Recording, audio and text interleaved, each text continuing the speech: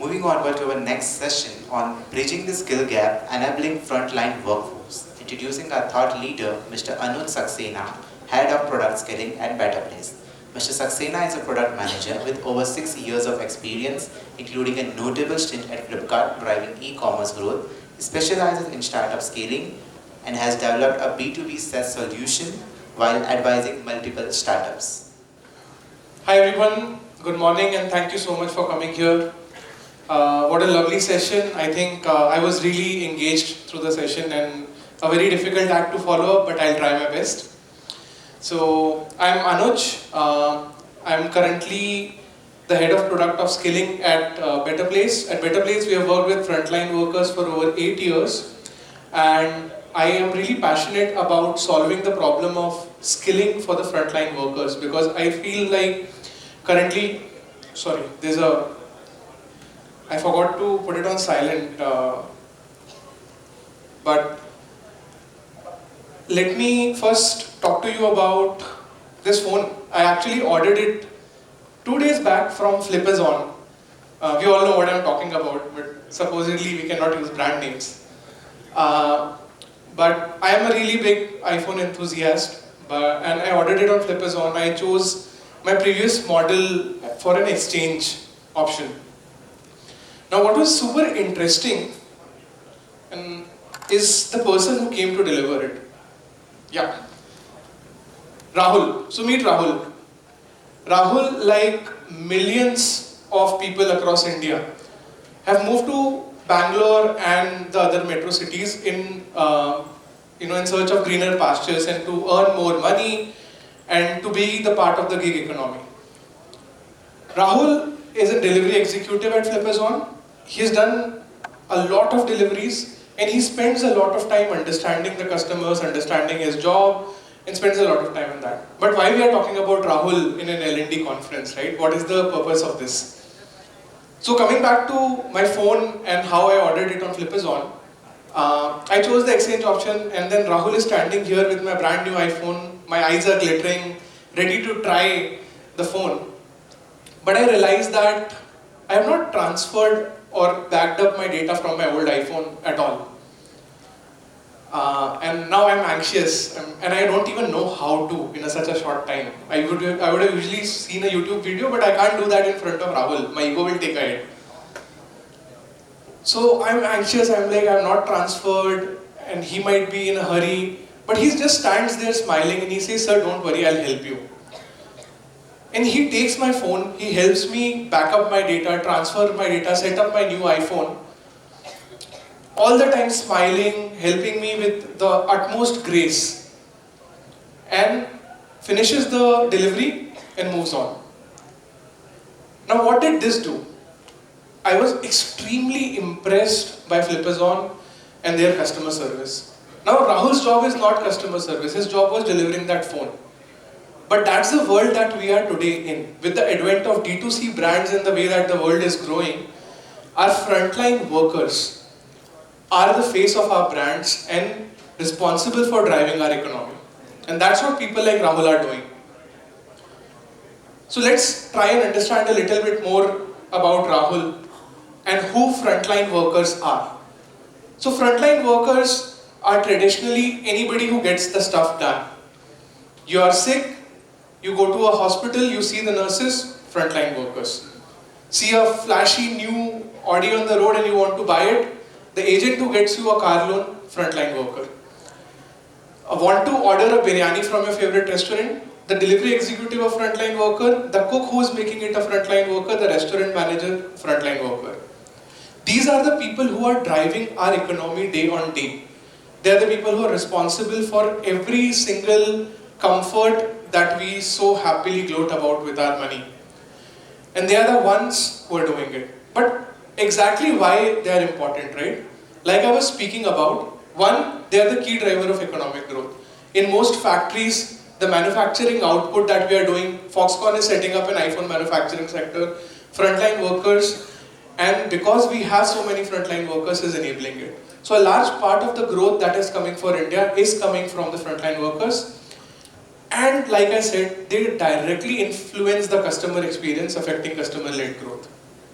A very good example of this, we all know about the Bangalore traffic, and we all know about another commute problem, which is cabs, right? There are two traditional options that we use, and we all know when we enter, the cabs are smelly, the driver is always talking to somebody on the phone, and it's just very difficult to get through that journey if it's a long one, especially in Bangalore traffic, right? But why is that happening, right? Because that particular frontline worker was not trained well. The driver was not trained well, right? They don't feel the need, because in India we always feel that there are too many customers, right? If this one goes, there will be a next one, right? But with people getting more and more focused towards value, people getting more and more focused towards getting the right sort of experience, it starts becoming important for us to teach and train them. And a very good example of this is Blue Smart. If you have traveled in a Blue Smart, you will understand they keep their cars clean, their drivers are very, very well behaved. My loyalty completely shifted to Blue Smart, and now Chauffeur as well, and so many newer options coming in. So just by training your workforce better, because it's the same car, you're going from destination A to destination B. But just by training your workers, just by training your drivers to take care of the car, to be more polite, to be well groomed, you are able to create a new market opportunity for yourself in that space. That's the impact that they can create. And this stats clearly say out that we are not doing enough. 2.3% of the frontline workers have formal training. They are not being trained. 50% are in the informal sector. They are switching jobs from Swiggy to Zomato to Uber to Ola to Flipkart to Amazon month on month. So there is no one person who's truly focused on developing them. I had to come here, I was looking at some TED Talks on how to public speak better. I knew what I needed to do to truly deliver the message here, because I am focused on upskilling myself. They don't understand what upskilling is. They don't have a concept of career trajectory, career growth. They are not with an organization for a long enough time that somebody invests that particular amount of time to help them grow. And that's the major challenge that's happening. And there are a lot of unseen advantages to this. If your workforce is not trained well, it leads to a lot of operational inefficiencies. Your brand value goes down. Your productivity goes down. And we all know this room is the perfect example of talking about the importance of learning, development and skilling. But this is a widely ignored sector where we have not innovated enough the way that we have innovated in other sectors for all other problem areas. So let's try to understand why exactly our organization is not able to do it. Lot of challenges faced by organization today. You all know about it better than me. Right from sourcing the right sort of content, right? There are a lot of knowledge gaps in terms of what is required to make this job successful. That role-specific training need identification, creating that sort of plan, not happening. Creating the right sort of content that reaches to them is not present today, and that leads to lower training completion rates. We all know how difficult it is to get that completion rate above 80%, 90%, or 100% is, I think, a dream. The training costs are high. With the focus on P&L, we are fastly leading to a pace where the costs keep going down, the costs keep going up, and the budgets keep shrinking. So it's very difficult to create value. A very starking stat that I came across is that in India we have one L&D executive manager or a person who's responsible for learning development for 1 lakh workers. That is the grim reality that we are facing. How can one person plan for 1 lakh people? Even if they are the smartest person in the world, it's very difficult to do. Right? Like rightly pointed out with AI and a lot of other things, it is possible, but I don't think we have started thinking about that. And in frontline workforce, this gap keeps getting higher.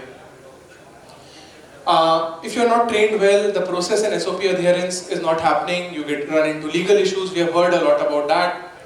We have all heard about a food delivery executive who ate somebody's biryani and was caught on camera, and how it led to a brand damage on Twitter.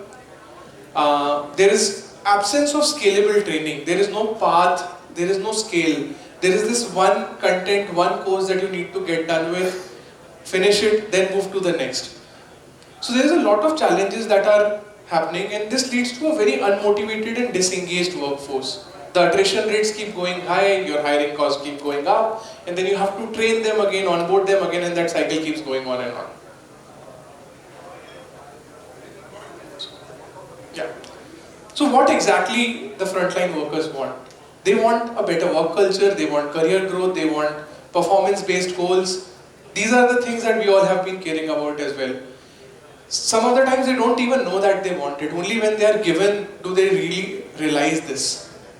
And I have been speaking to a lot of frontline workers as a part of my job for the past 1.5 years. And I have realized that when treated with respect, when given the right sort of opportunity, training, they truly value it. And they value it much more than we do. And that's sort of the place that we are today at. So now coming to how do we enable them better. And I think this is a very, very important thing on which I have spent a lot of time understanding where they learn, how they learn, what are the challenges that they face, and what are the challenges that are sort of we have to tackle on a whole as an L&D space. The first part to it is understanding the training needs better. Understanding exactly what it is that will make your brand move. What is it that your customers want, that end users want, and how can you empower your frontline workers to deliver that for you? And not just that, even understanding what are the skill sets required to perform a particular task. Even in manufacturing plants, we know that when you train them better, the productivity goes up. Creating personalized, bite-sized and engaging multilingual content seems like a very complicated statement, but we all know how important it is for the content to be multilingual. I've been working on this for a long time, and we have over 2 million users, and one trend I noticed gave me the biggest uptick in course completion rates was creating multilingual content. The minute you are able to reach them in a language that they understand, it's a game changer. They feel more comfortable, they're able to understand it better, because the reality is more than 60% of the workforce are not skilled with primary and sometimes even the secondary language of the city. So you have to train them to understand that language better, but they will only get trained to a conversational level. They will not get trained to understand complex processes and SOPs in, say, English, for example. If they don't understand English, they might converse, but it's very difficult to understand beyond that. So creating content that's multilingual, that's personalized to their role, is very, very important. You need to test their knowledge repeatedly.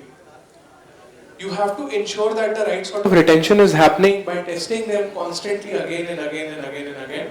And when that happens, that truly creates a very strong impact. Another very, very important part is contextual training. So a very good example of this, the highest course completion rates I have seen has been for a course where we triggered training data basis the rating that a person got. So usually we are working with a ride or ride aggregator, and after each delivery, the person gets to see their rating, what rating they have gotten, and they also sometimes get to see an incentive with that rating. And when that rating is below 3 on 5, that incentive is not there. And sometimes they're penalized if it's 1 also. So that's a point where they're really shocked, or they're really concerned that I'm not getting my money.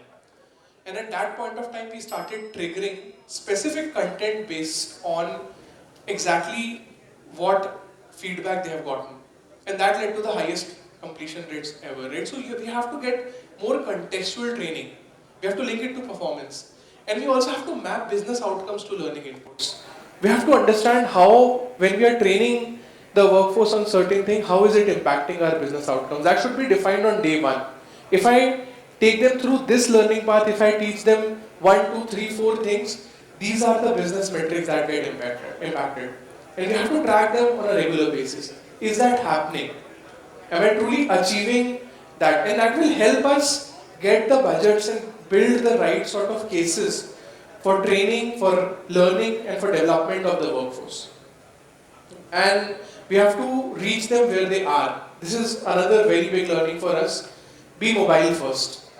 No matter who the workforce is, frontline, white collar, desk workers, anyone, reach them on their mobile phones. The maximum learning I've seen happens after 9 p.m. in the night, when they are just scrolling on their phone. And when you're reaching them on mobile, reach them in a way that they like. Everybody has moved to TikToks and Instagram. Why are we stuck with hour-long instructional videos? Why can't it be more fun? Why can't it be like a story? Why can't it be like bite-sized movements which they can consume and not get overwhelmed? If we cut down a 1 hour course into 12 5-minute lessons and just show them that you have to complete these 12 lessons, it makes the cognitive overload a lot less for that particular worker. That particular employee feels more motivated. Okay, just 12 parts to go. I have completed one, I'll complete remaining tomorrow. So reach them where they are, reach them in a language that they understand, and deliver content in the way that they are consuming content today. We need to change to truly impact and enable them better. Where do we step in? So at Go Better, we have created the solution for it. Our booth is right there, so I'll not take you very deep into what we do, not bore you with that. I know you're all waiting for a break. But I'll just cover very, very quickly what we have been able to do with all of these learnings. We have created an app which looks like a B2C app, which you would like to use. With all the story formats and reel formats, as you can see, the dots moving, right sort of colors. It should not be drab, learning should not be boring. It should be exciting, it should be fun, you should want to look at. We understand the value of data, we understand the value of enabling personalized learning path. We have a very strong AI engine with which we can translate any content you have within 5 minutes. You have an year-old content which was just created in English, we can translate it into any languages you want in 10 minutes. And I can guarantee that it will be at 1/10 of the cost what you are paying today. Because that's what Gen AI is enabling today for us. Other things are there for you to see. We're running out of time. I'll respect that buzzer, but it's a mobile-first design. We enable bite-sized content. You can learn anytime, anywhere. And we also understand the importance of engaging the workforce in the right manner. So we have a very comprehensive communication and engagement module where you can wish them the right sort of festivals, have posts put up for their birthdays and work anniversaries, celebrate them when they do a good job, or communicate the core important decisions your company is taking, because then they feel valued, they feel that they matter. If on their phone they receive a notification that your company has decided to do this, and with a personalized message, they feel like this message is meant for me. And that truly creates that connection with them. Thank you so much for bearing with me. Been a great audience, and really look forward to speaking to some of you at the booth. Thank you so much. Thanks a lot, Mr. Anuj Saxena, for sharing your thoughts in frontline workforce enablement. To do the honors, I request Ms. Raki Joseph, Director of Enterprise Learning and Development at PayPal, to please join us on the dais. Requesting everyone to please be back after 10 minutes, as we have interesting fireside chats and solo sessions.